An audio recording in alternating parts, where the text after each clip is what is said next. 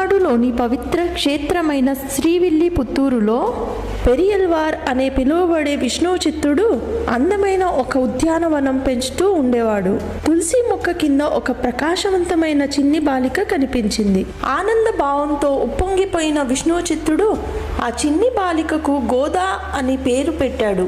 అతను ఆమెను అత్యంత ప్రేమ మరియు శ్రద్ధతో పెంచాడు. కానీ ఈ చిన్ని బాలిక స్వయంగా విష్ణు పంపిన భూదేవి అవతారమని విష్ణు చిత్తుడికి తెలియదు.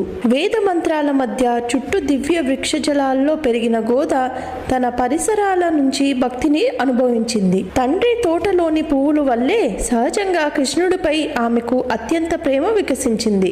ఆమె పెరిగే కొద్దీ శ్రీకృష్ణుడి పట్ల గోదా భక్తి పెరిగింది. భగవంతుడికి సేవ చేయడానికి, ఐక్యం కావడానికి ఆరాటపడే ఆమె తనను తాను గోపికగా ఊహించుకుంది. ఈ ప్రేమ కేవలం ఆరాధన మాత్రమే కాదు, దైవ్యం